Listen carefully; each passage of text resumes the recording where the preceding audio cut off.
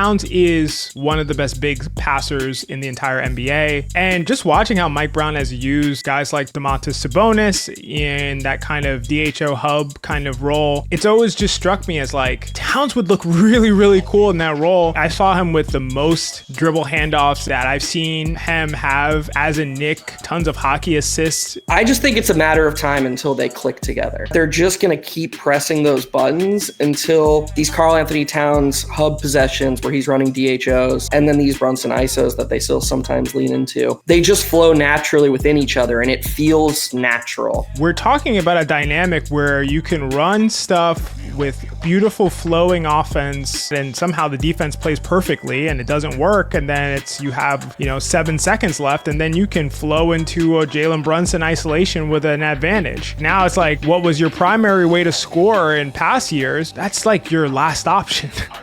And if you get to that point, how is it not one of the best offenses in the league, if not the best offense in the league, if not one of the best offenses ever? That's my question.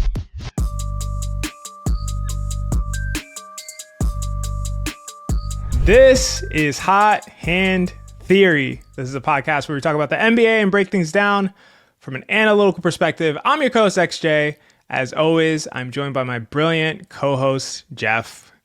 Geoff, this is going to be the biggest season of Hot Hand Theory ever. I think that you know that. I know that. Hopefully our audience knows that.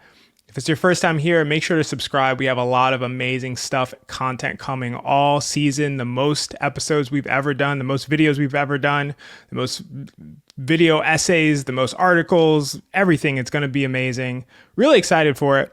One of those new things that we're doing today is we have a new segment that's going to be kind of towards the end of the show. It's called Hot Fan Theory. It's going to be where we, Geoff and I, talk about a comment that stood out the most to us from the previous episode. It got us the most thinking and reflecting. It could be something that we agree with or disagree with. It could be something that is making us question a view that we previously held, anything like that. So if you don't already know, we reply to every single comment that is dropped on the YouTube channel. So if you're watching on YouTube, drop a comment as usual. If you happen to have some kind of insight or if you have a big agreement or disagreement with us, please let us know. We might pull it into the next episode. I think it's just another way we can have more mutual communication and can kind of learn from one another. So that's my announcement for this week. But we have a lot of really exciting Knicks talk to dive into because the Knicks have seemed to turn things around, and turning things around feels like an aggressive phrase given that it's so few games, but people are and were melting down about 5 games. But we got 2 games of additional sample, and we have a lot of great insights. One of which I think, Geoff, there's only really one place to start. Normally I throw it to you to lead the ship and figure out where to start, but I don't know if there's another place to start outside of talking about Karl-Anthony Towns, his performance, and not only his personal performance, but the way he was used in the most recent game that we saw against the Wizards. Is that where you want to start, or are you thinking something else? No, I think you have to start with Towns. He was phenomenal against Washington in a way that's so encouraging long-term. I know you've been talking about it for pretty much his entire Knicks tenure, that he's more than a shooter. He's more than a scorer. He doesn't need to be someone who is just shooting or attacking closeouts. There's so much more to him. There's so much more to his overall game. And I'm sure, just to swing it back to you, you were excited by some of those assists, some of those hockey assists. A couple stood out to me. But yeah, I think that's definitely where we have to start. Some have said that there's no like unlocking Towns, or Towns is just, whatever. Towns is, this is the guy Towns is, and all these kinds of things about Towns. Towns is a much maligned and polarizing player. And I understand that because I think there's just things about his game, things about his affect, the yelling, the defense for a guy at his size, some of the inconsistency that he has in terms of focus and concentration and other things that we've heard about. And so I understand why he's sort of a polarizing figure, but to me, Towns is just one of the most unique offensive weapons in the game of basketball now, or really in the past like while. Like I just think he's so good and uniquely skilled. And one of the ways he's uniquely skilled, as you sort of alluded to, in terms of not just his shooting, obviously that everybody knows about that, but it is his passing. And that's something that I've talked about with Towns before the Knicks acquired Towns, when they did acquire Towns, and as Mike Brown has become the coach of the Knicks. Towns is one of the best big passers in the entire NBA, and he just rarely gets any credit for it. It's actually really interesting. And just watching how Mike Brown has used guys like Domantas Sabonis in that kind of DHO hub kind of role, it's always just struck me as like, Towns would look really, really cool in that role, and is obviously a dramatically better shooter than Sabonis. And maybe people will disagree. Sacramento fans, hopefully you're not watching this.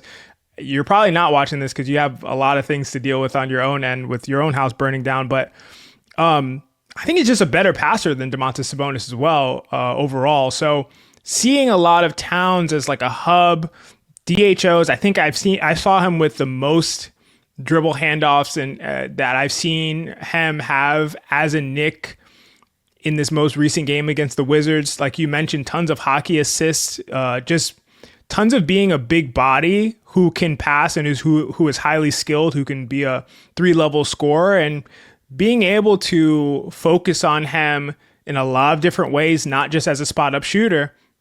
Before I throw it right back to you, the main thing that I wanted to say, and like I'm really curious what you think about this.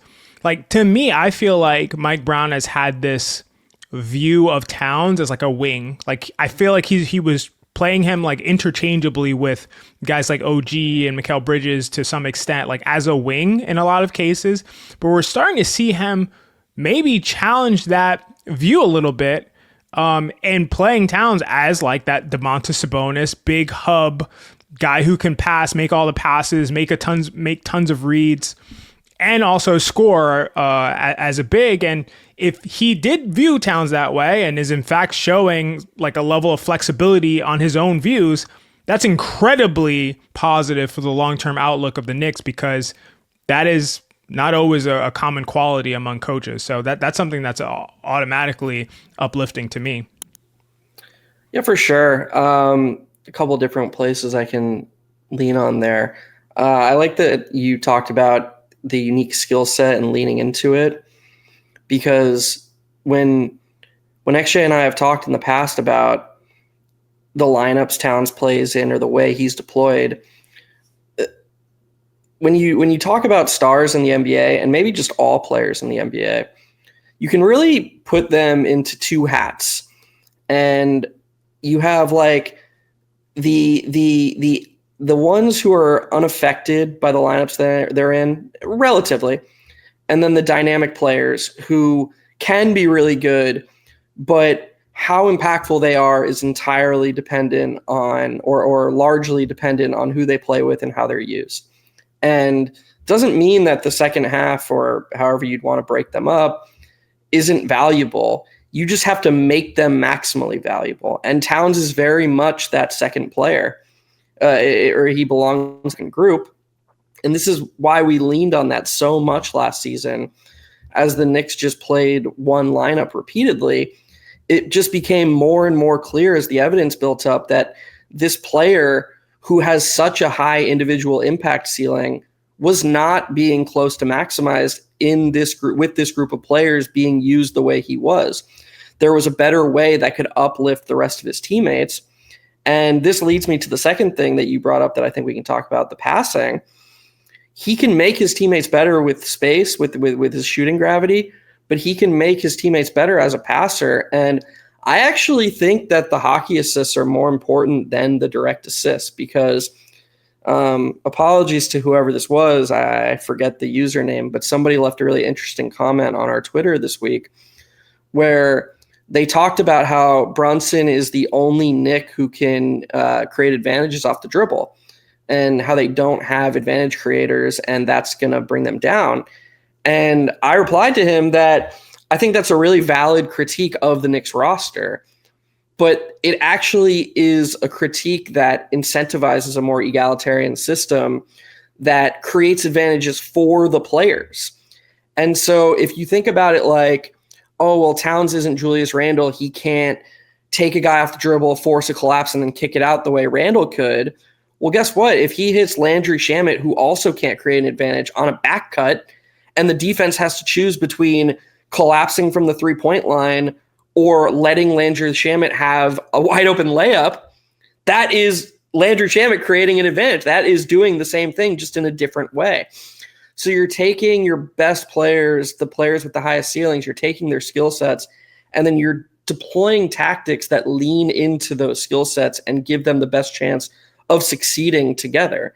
And I'm not saying that Mike Brown has been perfect, but I do think that he is already showing a willingness to try different things and lean into these skill sets in a way that we hadn't seen in the past with Karl-Anthony Towns as a Knick. Yeah, it's such a great point because I think that we generally think about there being a singular way to create in the NBA. We think about it being off the dribble. We think that you have the ball in your hands and typically there's one defender in front of you and it's like, can you beat that guy and get to the rim or get to a high value shot? Or in this day and age, get to a step back. That's a high value shot. If you're Luka Doncic, you just, as you've mentioned, Geoff, you just make every one of them. But can you do that or can't you? That's it. It's a binary. Can you do that or can't you? And if you can't do it at an extremely high level, you're not a guy who can create. That's how a lot of people define it. But there's so many ways you can create and initiate and generate offense that don't entail just beating a guy one-on-one off the dribble. Karl-Anthony Towns, that's not going to be his best trade. Of course, people are going to get frustrated when they see, if you give Karl-Anthony Towns the ball up high and he just attacks a guy off the dribble and he goes in a straight line to the basket, and if there's help, sometimes he'll run that guy over, sometimes he'll make the kickout pass, or sometimes he'll just miss the layup, and it's just kind of like, it feels clunky. It's not the aesthetic of, Julius Randle getting the ball, jab step, body, spin, pump fake, step through, finish with the left hand. Like, you're not getting that aesthetic. But he can create just with his back to the basket. Again, in these dribble handoffs, you're talking about just interfering with the defense, being able to maintain continuity with the offensive player that they're trying to guard. And you automatically have to make a choice in that situation. Are you going to give up a shot to Karl-Anthony Towns from any part of the court within 5 feet of the three-point line? Probably not, because he's one of the best at making those shots in the entire world. And then if you're covering both of those guys involved in that action, the guys off ball are going to be really, really scary. When you see Landry Shamet getting a wide open corner three, guess what? That's extremely scary. And that's maximizing the effect and the impact that Landry Shamet can have on the basketball game. And so there are so many ways to help those guys be the best versions of themselves. And I really, really, really love how Karl-Anthony Towns was deployed in this most recent game. And I think we started to see some glimpses of it in the Bulls game, the second Bulls game. And we started to see even more of it. And I think these guys are going to start to kind of get going and get unlocked almost like one at a time in a way. And we've seen it from Karl-Anthony Towns. We've seen it from Jalen Brunson. It's really about putting it all together. And if they do, it's going to be an unstoppable offense. So, I think it's really cool seeing all of the experimentation that's going on and seeing actually really cool, like immediate results in terms of the offense that they've been able to generate. The offense looks so beautiful at many different times. It really does. And another player who's really benefited from it is Mikal Bridges. And this is the really amazing thing about like when you embrace synergy and you're maximizing a synergistic lineup like this one. Like XJ said before last season, the first episode we produced after the Karl-Anthony Towns trade, he guaranteed that not guaranteed, but he predicted that if he thinks that the Knicks will win a championship in the Karl-Anthony Towns era. And a big part of it was when you think about these four guys, Jalen Brunson, Mikal Bridges, OG Anunoby, and Karl-Anthony Towns, they are almost perfectly synergistic with each other in theory.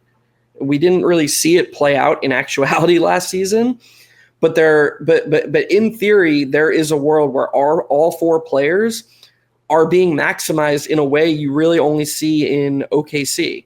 Like OKC can do stuff like have an MVP and two All-NBA players simultaneously because they deploy strategies and tactics that see, okay, Shea, you're this Michael Jordan one-on-one player.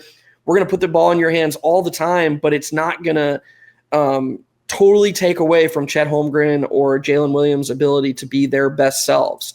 So you have these three players working in harmony together to create a 67-win team that wins the championship. That's what OKC is able to do. The Knicks have that ability. They have high-level talent. They have two All-NBA level players in Jalen Brunson and Karl-Anthony Towns. There is a world where Mikal Bridges or OG Anunoby could be an all-star level player if the things roll in the right direction. And they don't need an injury to Jalen Brunson and to up their creation for that to happen, or they shouldn't. This can happen in unison with Jalen Brunson being a fringe MVP level player. You just need to push the right buttons, and you're seeing it right now. You're seeing Brunson average a ton of points. You know, he's controlling the pace a little bit less, but he's still doing his thing the way he likes it, but he's doing it more in the flow of an offense that also elevates guys like Towns, guys like Bridges, guys like Anunoby. I mean, Mikal Bridges coming into tonight had a 22% assist rate. That's almost 50% higher than he had ever had in a season before. And so if you had told somebody that last season, they would have said, oh, God, what happened to Jalen Brunson? The only way Mikal Bridges could get assists is if Jalen Brunson got hurt and he had to run the offense. Not in this offense. In this offense, Jalen Brunson can be the initiator of it, and Mikal Bridges can get some supporting initiation. He can get a handoff and get into the paint and then kick it out. There are tons of options at their disposal, and this is what happens when you embrace the synergy that these guys can potentially have. Yeah, you're so right. What you're saying, it just has me thinking, like, I mean, really, I have a question to you because I don't have a very instantaneous answer. Let me see how to frame it. Basically, last time we were talking about Towns and Brunson and some of their dynamic and like how they play off of one another and how they can effectively, each one can be a beneficiary and a benefactor towards the other. So basically, Brunson can make Towns better, for a lay way of saying it, and Towns can make Brunson better. And so, I mean, Brunson had a little bit of a rough scoring game. I think he had a very, very good passing and facilitating game against the Wizards. But so far, it does seem a little bit like it's not my turn, your turn, but it's almost like they can't both have their maximum impact on the game simultaneously. And I'm a true believer that like it will require both of them to have their maximal impact on the game for them to both be their best selves in order for the Knicks to win a championship this season. And do you think there's an issue with that? Like, do you think that will be something that is going to take long to figure out? Do you think it's the way that they played with Karl-Anthony Towns as a DHO hub? Does that really activate Brunson to the best of his ability? Because we saw him in the Bulls game that they actually lost have an incredible passing game. I thought he was so on point, and he kind of dictated the tempo and the tone of that game through his passing and his scoring, and he had a really great overall game. They ended up losing, and Towns wasn't very involved. So I don't know, like, do you think this is going to be a continued issue trying to figure out how to find that balance between them where they're both kind of playing at the peak of their powers?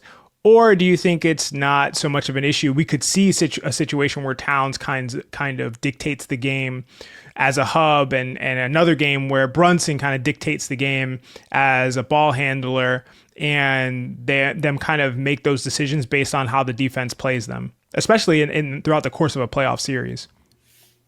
Yeah, you know me, I'm not overly optimistic.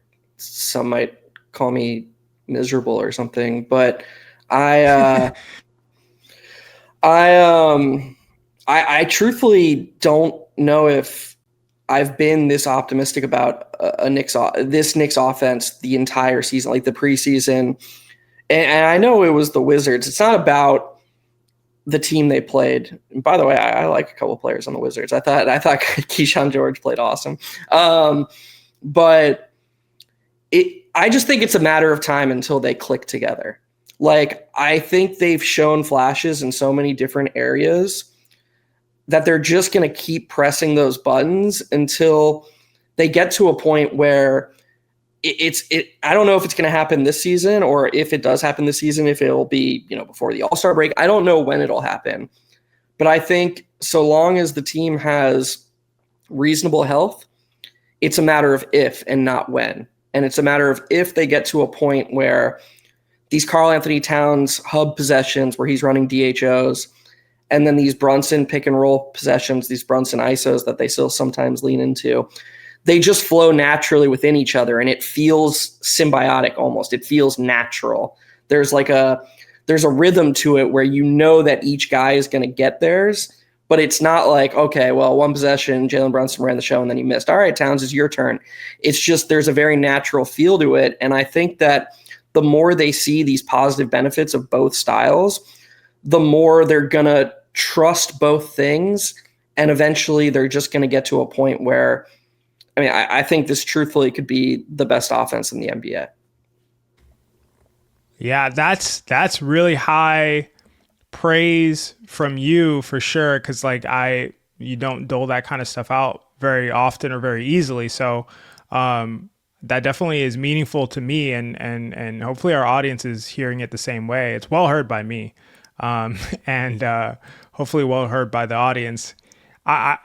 I have to agree, and I think it's kind of like something you talk about this kind of often, and you mentioned it with Victor Wembanyama the other day, Wemby the Yama man, and you talked about how he took a really insane, insanely difficult mid-range shot, and you were talking about how it's crazy to have this as your fallback option when the possession doesn't go well, and we're talking about a dynamic where you can run stuff with beautiful flowing offense with Karl-Anthony Towns running DHOs and just all these guys moving around the perimeter. There was the one possession that was the best in the Wizards game to me, where it was Karl-Anthony Towns got a wide open three, I think off of Miguel, almost called him Miguel. He's Mikal now. He's not Miguel anymore.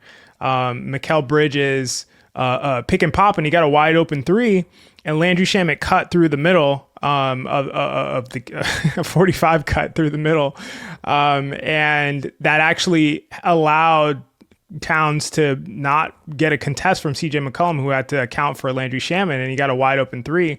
And it was so beautiful just seeing the synchronicity of the movement and then the skill sets and kind of leveraging all of the gravity on the court in the way that it created a wide open shot for one of the best shooters in the league. And just seeing that is so cool. But you can imagine situations where you're seeing that and somehow the defense plays perfectly and it doesn't work. And then you have 7 seconds left, and then you can flow into a Jalen Brunson isolation with an advantage. And now it's what was your primary way to score in past years? Jalen Brunson creating for himself in difficult situations that he does so well. That's your last option.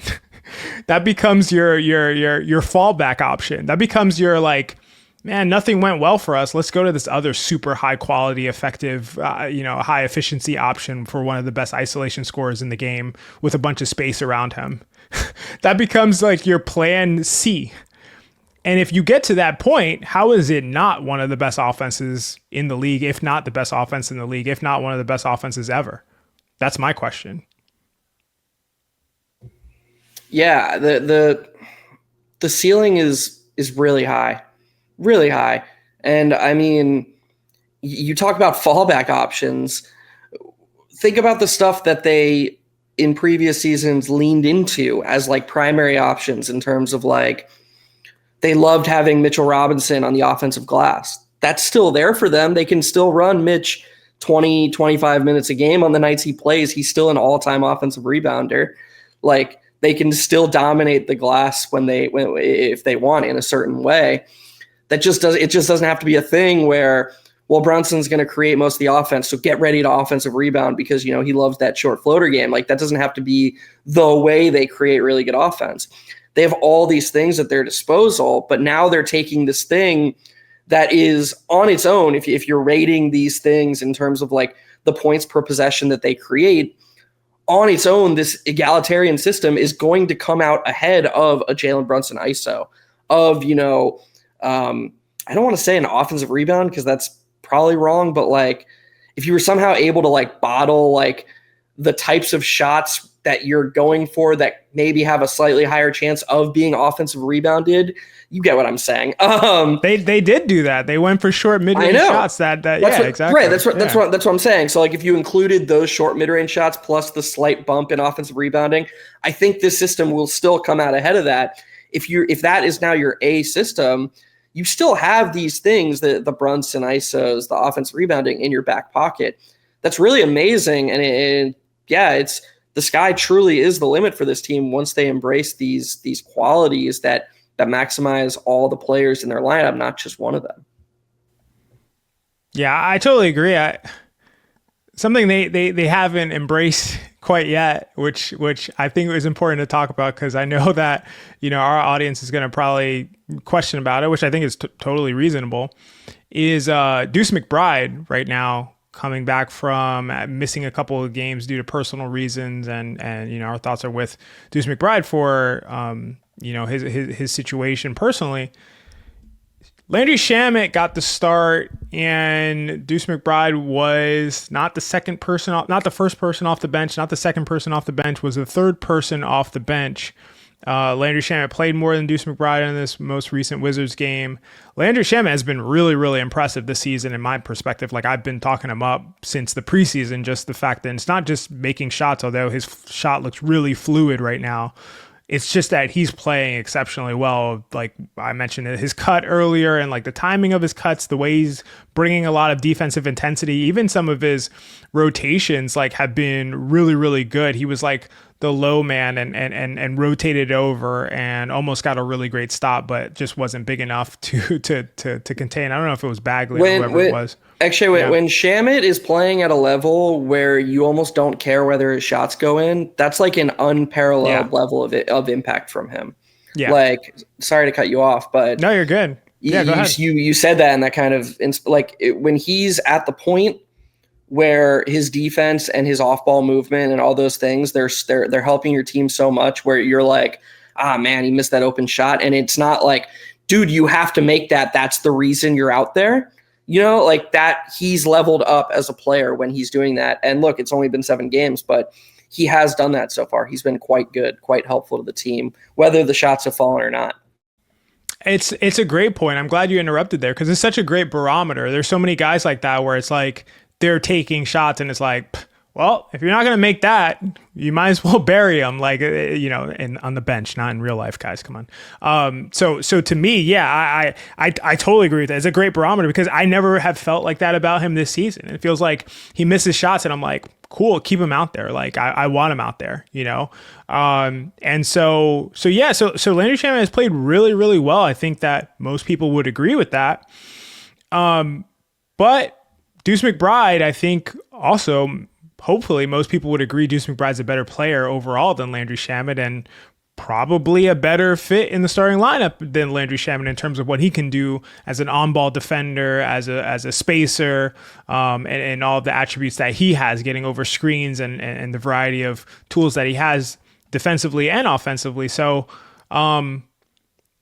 we don't know, right? And this is something that I've really been harping about very early in the season. We don't know what Mike Brown's plans are, what his beliefs are, who he thinks is good, who he thinks is not as good, who he really trusts in, who he wants to give more time to. And there's a ton of experimentation going on. There's different lineups playing. There's a lot of things happening. And to me, I'm okay with seeing really all of it. The one thing I'm least excited about is seeing last year's starting lineup run out a ton of minutes, because we saw that starting lineup play an infinite number of minutes, although obviously with a different system. But yeah, so I'm okay really with all of it. But at least at this stage, it seems like there's a potential for him to feel like Deuce McBride is more of a second guard or wing off the bench kind of player than he is like a starting level player or a first guy off the bench kind of player. And I don't imagine a world where Jordan Clarkson plays more than him, but Jordan Clarkson played more than him and has played better than him so far. So, what are your general thoughts on Deuce McBride? Obviously, with the caveats that I described, we don't know what the situation is right now. We don't know if Mike Brown is sitting him because or playing him less because Deuce McBride is just working his way back for personal reasons and all of those kinds of things. So there's a lot of variables and unknowns. But I think you and I are two of the highest people on Deuce McBride covering the NBA potentially. And it would be a little bit concerning to me if this is the role that he's kind of being thrust into, despite how well guys like Landry Shamet are playing and how important Josh Hart is playing, and also how much money Josh Hart is making, which I think requires him to play a certain number of minutes. So, what are your thoughts on that? Yeah. So with all the qualifiers that you put in place, which is good, it's good to have those safeguards so we don't come off completely deranged. Because you're right, there's just so much we don't know. We don't know what Mike Brown's trying to find out. You can't call for lineup diversity and experimentation and then be mad when a bunch of lineups are being thrown out there. That's going to happen. And I think that's a good thing that we're seeing all these funky lineups. Like the end of the first half, Bridges and Towns were both off the bench. And it was Yabusele, OG Anunoby, Hart, Brunson, and Jordan Clarkson or something like that. And it's a lineup I couldn't even dream of, and it's that's where I'd start, is just you want to see more Deuce. We don't know what's going on with him. We don't know what's going on with his personal life. But to the point of your last thing, long term, just to get out in front of that, if a game like the Wizards game is the general thoughts on all the players, Hart is the guy who belongs with the starters. He's in that tier. Clarkson's the microwave scorer who, when he has it going, belongs.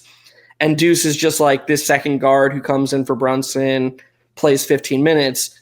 That's wrong. And we'll be going through another season like we did last season, where you and I are two old men shouting, "Get off my lawn," yelling at the clouds, But I feel very compelled to say that would be the team not doing what it can to reach its maximal ceiling.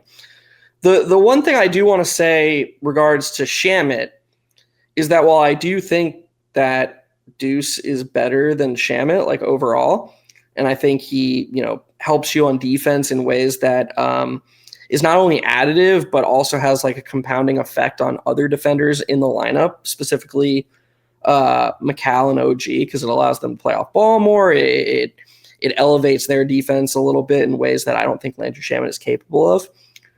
I do think that Shamet in the starting lineup is better than Hart, because at least it still achieves the offensive goal that you're going for with Towns, in terms of fully embracing 5 out and maximizing Towns' offensive impact. So I at least appreciate that Mike Brown is trying that.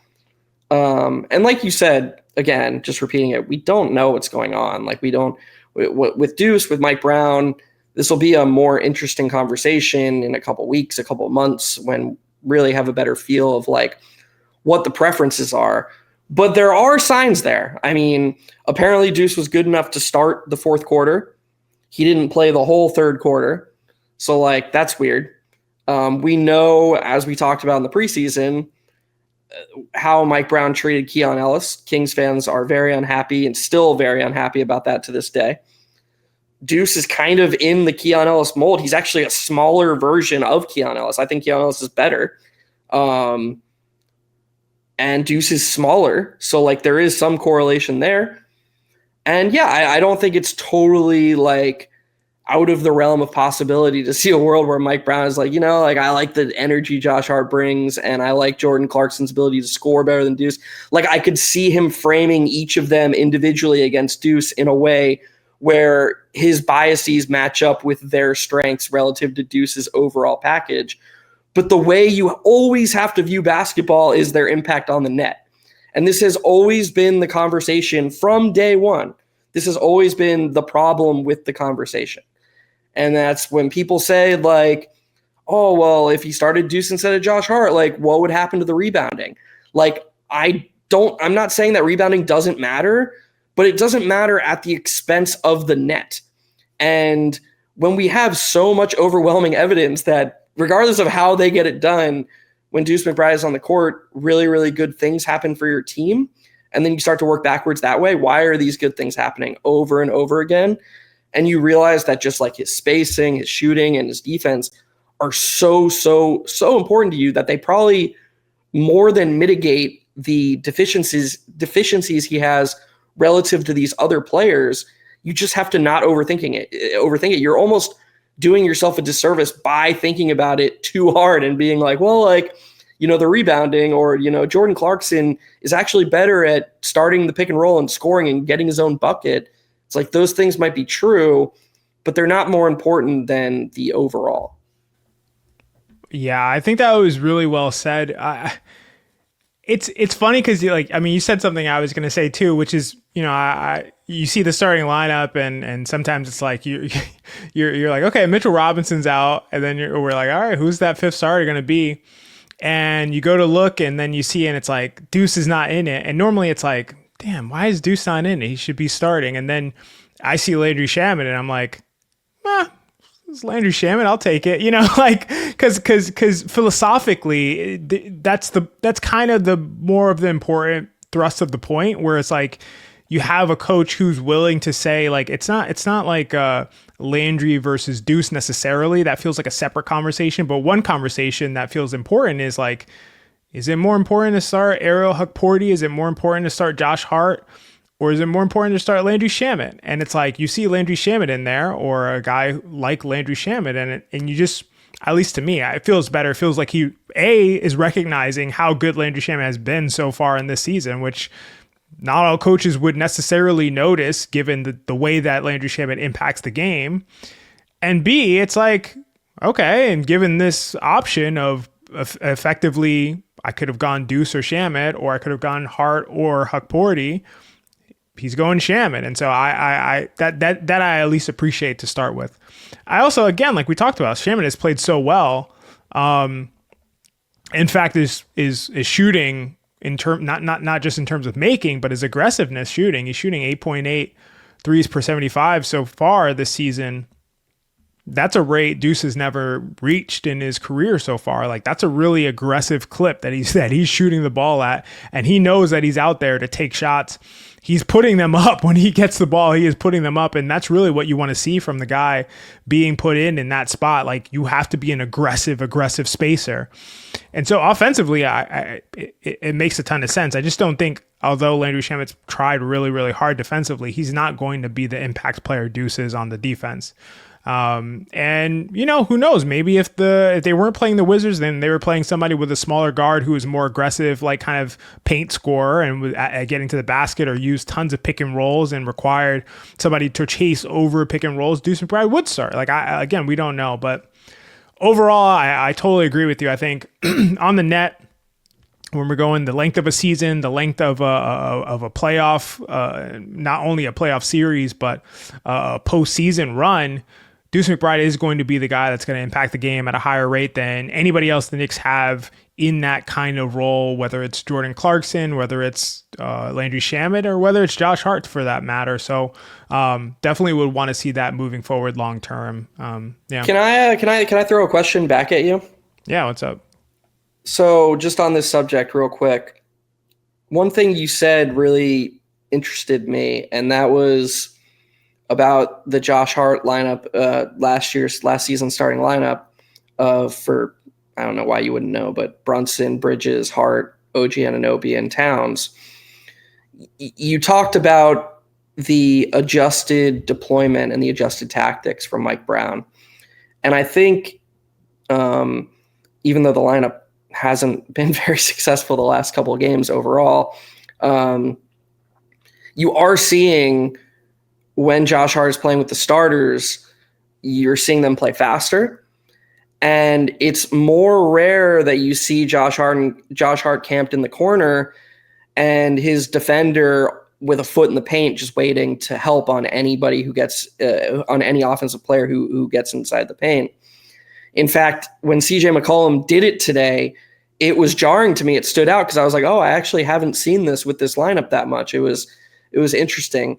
So I guess my question to you is there a world where Mike Brown utilizes that lineup in a way where it could actually be their best lineup?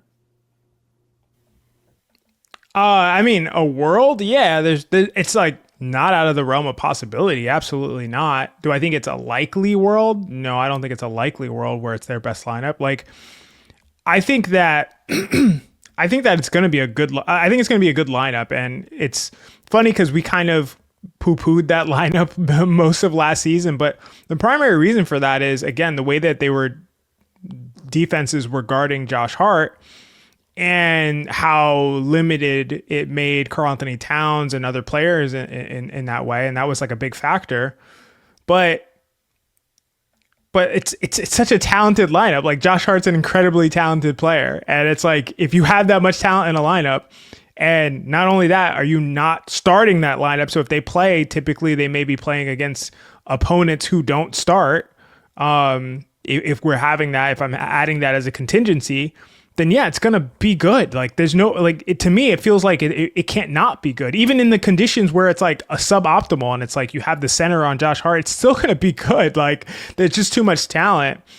And so I think that lineup's going to be good. I think it's going to play a decent amount. Do I think it's going to be their best lineup? No, I think it's going to be a 5-shooter lineup that's going to be their best lineup. I just do. And I think that that's the way to leverage all the guys' strengths that you have on the team. We've seen some of the motion offense that they have and the variety of ways that they can attack you with those 5-shooter lineups, between the cutting, the movement, the spacing, the DHOs, the Brunson attacking, the getting downhill, the pulling the rim protector away from the rim, the spraying out for threes.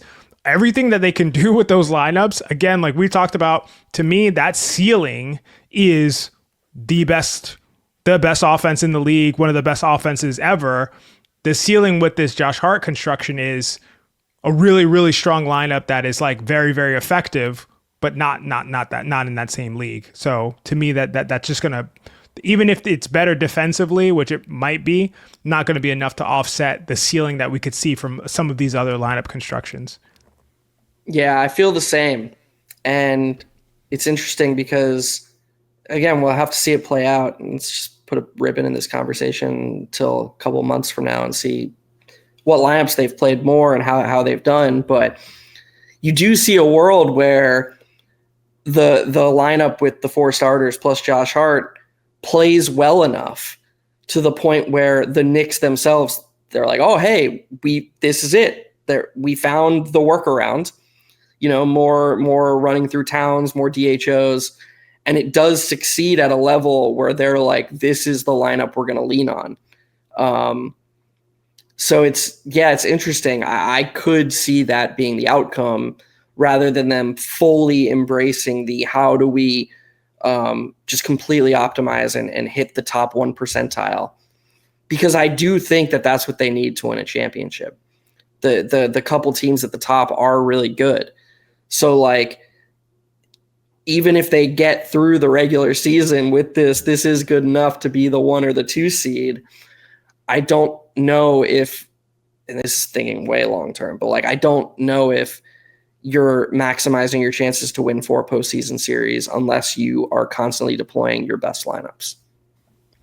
Yeah, I think you said it. And like, I'm glad you said it out loud, because it's sort of implicit in our analysis to think that way, where it's like, yeah, you're good enough to like, be a top team in the regular season and whatever, but are you going to win a championship? Are you beating the Cleveland Cavs with like a lineup that's not your best ceiling lineup? Are you beating the Oklahoma City Thunder in an NBA Finals without a lineup that's like your best ceiling lineup? Like, no, you're beating the Oklahoma City Thunder if and only if you hit your peak of what you're able to deploy on a basketball court. That's the way you're beating them. If you're not doing that, you're not beating them. They're too good. You're not beating them. And there are a few teams like that. And that's not every team. That's the top 5 teams that we're talking about, basically. But guess what? You generally have to beat 2 or 3 of those top 5 teams if you're winning an NBA championship. So if we're thinking about winning an NBA championship, if that's the goal here, and it should be if you're a Knicks fan and you're rooting for this team, then you need to be figuring out what's my highest ceiling lineup. How do I deploy that such that it hits that ceiling with the most consistency? And how do I run that lineup in the most situations where it's most necessary in order to beat these elite level teams? And so that's always going to be the direction that I think you should go, unless you're just looking to be good enough and, make some noise or whatever it is that people say. And I think this team's better than being good enough and making some noise. So yeah, we're on the same page. Let's move to our hot fan theory segment that we talked about and previewed earlier in the episode. I'm going to share a comment that we received. We get a lot of comments on YouTube and we appreciate every single one of them. And to show that appreciation, we respond to every single one of them. So if you've never commented before, drop a comment. We'd love to engage with you. And we also learn a lot from these comments. It's not just like, for the algorithm. Obviously, it's nice to get comments. But to be honest with you, comments don't actually, taking you behind the curtain a little bit, comments don't actually generate views or anything like that. It's a nice indicator of health for a YouTube channel. But they don't actually generate tons of views or anything. We actually just want to engage with you all who listen to our videos. We really appreciate you. And again, we learn a lot from you as well. So we're going to use this segment as an opportunity to highlight stuff that has got us thinking and anything that we see and notice that we're like, hey, let's talk about that. So for this week, we're going to mention a comment from someone named Tristan Duarte. Appreciate you so much, as always, and to all of the people who comment on our videos. And they mentioned that in all the frustration with Towns, who we've talked about already, I feel like us being a top 10 defense with him playing the 5 a bunch is an under-discussed development. If anything, that was the step I wanted to see most this year. Quality defense with him in the lineup. Hard to imagine the offense won't click into place for him. Makes me excited actually for what we can do. So the reason I think this is such a great comment and a great point for us to kind of launch pad a discussion here around the Knicks defense is that I do think it's under discussed and hasn't been talked about very much. And I was looking at some of the numbers, and Karl-Anthony Towns, when we look at him playing and being on the court, the Knicks defensive rating is about a 113 defensive rating according to Clean the Glass. It may be different at NBA.com and other sources, but according to Clean the Glass, it's a 113 rating, which would put the Knicks, if Karl-Anthony Towns was on the court for 100% of the minutes, he's obviously not, but people view him as a negative defender. So you put that guy on the court at all given times, 113 defense, that would be a top 10 defense in the National Basketball Association. So I'm really curious if you think, Geoff, this is sustainable. B, how are they doing this, especially with, as Tristan says, they're playing Karl-Anthony Towns at the 5 a lot this season. And I don't remember what my C was, but I'm sure there's a C somewhere in there. So I'm curious what you think about this, Geoff, in terms of the defense for the Knicks and Karl-Anthony Towns being a focal point with everyone, knowing, quote unquote, knowing that he's not a good defender, but them somehow being a top 10 defense when we're talking about how elite the offense can be with him on the court. So let's attack the 2 angles of that. First, Karl-Anthony Towns being a bad defender. We need to let me start by saying thank you to Tristan for the comment and thank you to everybody for the comment. I should have let off with that because XJ, his point is he's so on point there. We love interacting with you guys. We get smarter interacting with you all. And we look forward to it every week. We get so many good comments. We text each other all the time. We're like, dude, do you see that comment? What other, whether it's a YouTube channel, what other analysis channel like this on anything has the comment section that we do? I would be very, very surprised if there's high-level conversations happening in the comment section anywhere else that are close to ours. So really appreciate you guys. Getting back to the point at hand here. Let's first talk about Karl-Anthony Towns' defense. Karl-Anthony Towns is not a bad defender. We need to put that to bed once and for all. Karl-Anthony Towns is bad at certain parts of defense, but there is a very, very, very distinct difference between those 2 ideas. And it goes back to what we were just talking about with Deuce McBride. Yes, Karl-Anthony Towns is a bad rim protector, But as we've learned with Nikola Jokic, like you can be a bad rim protector even as a center and still be a good defender. So let me just share some data with you folks if you're out there and you're a little skeptical.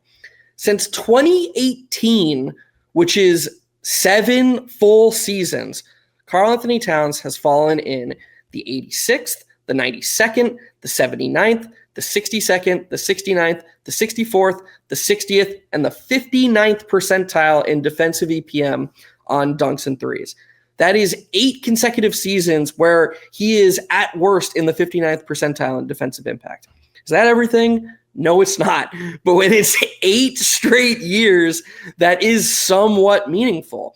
There isn't just some like weird wonky thing only happening with Karl-Anthony Towns' defensive impact that is just repeatedly happening across 8 seasons. What it is telling us is that there are things on defense, like his placement, like his hands, like his switchability, that are actually good. You just have to lean into those things more.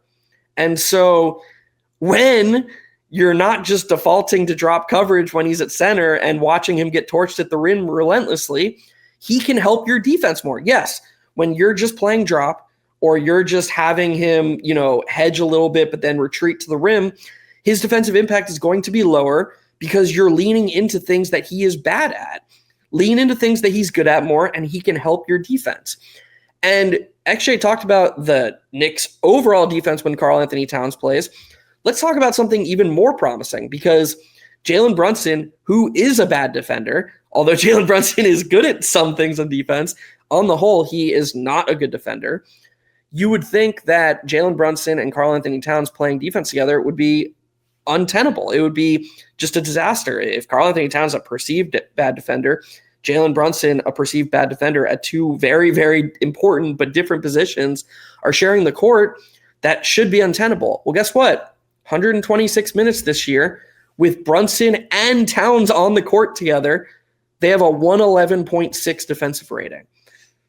Small sample, still plenty of minutes to be played. That could go up, but that is super encouraging because for Towns to be able to anchor a defense largely at center with Jalen Brunson playing point guard, and you to have, I think it would be the 7th best defense in basketball with those two on the court together, that's really, really, really good. And we've said it since the day they trade for Karl-Anthony Towns. They don't even need to be a really good defense. They need to have a requisite enough defense to pair with an all-time offense. That is the path. When Karl-Anthony Towns and Jalen Brunson are your 2 best players, you lean into offense, you have an elite, best in the league, one of the best in the league offenses, and then you have just enough defense to get by. And if you lean into the strengths of these guys who are amazing offensive players, if you lean into their offensive strengths and then design a scheme that leans into their defensive strengths, this is the way for them. It's only been 7 games, but it really, really feels like they're doing that. That was awesome. I love just chilling here for that. That was great. Great data that you brought up. I thought all of those points were really incredible. And yeah, I definitely agree with all of that. And like you said, the main thing that stuck out to me of everything you said was really what the path forward is for this team. And we're talking about them hitting their offensive ceiling. They hit their offensive ceiling. You only have to be good enough defensively. And all of this conversation is like, top 10, top 12, top 13 defensively, like they're hovering around that. Can they maintain that? Can they be that? That would be quite sufficient, in my opinion, to be around that conversation, given what the offense can do if it reaches its ceiling, to be a true title, not only contender, but, a favorite coming out of the Eastern Conference, at least.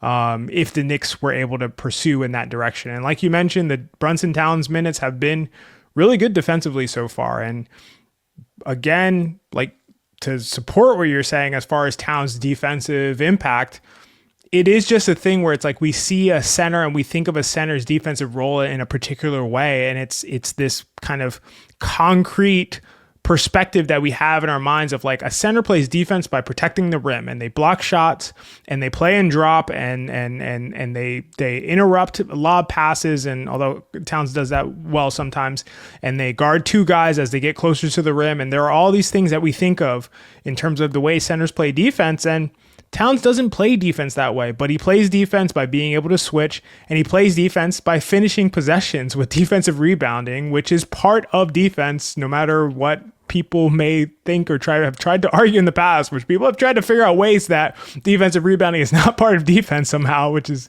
it's paradoxical, but people have tried to make that argument. Defensive rebounding is a part of defense, and when we look at his defensive rebounding, he is one of the best in the league. And he is a very, very underrated switchable player and can guard wings really, really well when he needs to. He needs to cut down on the fouling. That's really one of the biggest drawbacks of having him in defensive actions, and why teams attack him sometimes. It's not just because they think, oh, this is an easy guy to score on, but it's like, hey, we can get Karl-Anthony Towns in foul trouble and get him out of the game. That is one of the benefits of attacking Karl-Anthony Towns with your wings, not just being able to score on him at ease. So those are things that the Knicks will have to address moving forward, but I do think it's a really, really nice sign that their defense has been so good with him so far, with Jalen Brunson and him so far, and I think it's something they'll continue to work on as the season goes on. Any last thoughts before we get out of here? Can we also talk about how Tristan framed the question? Yeah.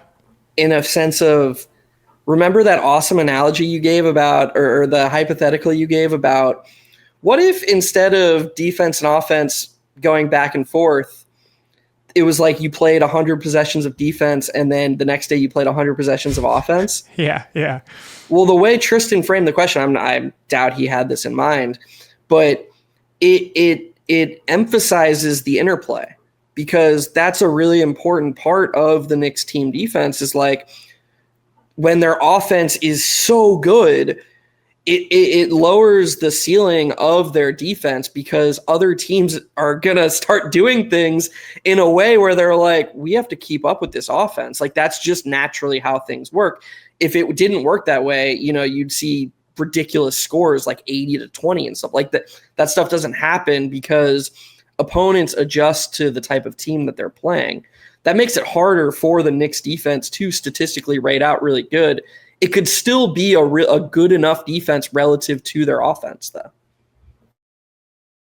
Yeah, that's perfectly said. I was going to say, unless you're Oklahoma City Thunder, in which case those rules don't apply to you. But the Knicks I think the Knicks can obviously be at a higher offensive level than the Thunder, although they won't ever sniff what the Thunder can do defensively. So again, this is just a comment to say, the way that the Knicks can approach it, given their lineup, given their roster, given the talent that they can deploy on the court, it's not going to be the way that a lot of teams are trying to win. It's not going to be with defense first. It's not going to be with a perfect balance of offense and defense. It's going to be offense first. And if the defense can maintain under the circumstances, as Geoff described, where opponents are trying to keep up with this ridiculously high octane offense, it's going to be difficult, but they only have to do just enough to outscore opponents, especially those high-level opponents that they'll end up facing in the Eastern Conference semifinals, in the Eastern Conference finals, in the NBA finals. So, I think this was that was cool. Thank you so much, Tristan, for the comment. And again, if you're listening at this point and you're like an hour in or something like that, you're not subscribed. What are you doing? I don't know what's happening. I don't even know what you're doing here, but I appreciate you, but I don't know what you're doing here if you're not subscribed. So if you made it to this point, subscribe, drop a comment. Would love to engage with it. The next time Geoff and I are on, we'll be back sometime this week, very much likely. And if not, we'll be back on Tuesday at 11 a.m. Eastern, as we always are. And I think that's pretty much everything. But thank you so much for joining us, for listening all the way through. And for Geoff, I am XJ, and this has been High End Theory.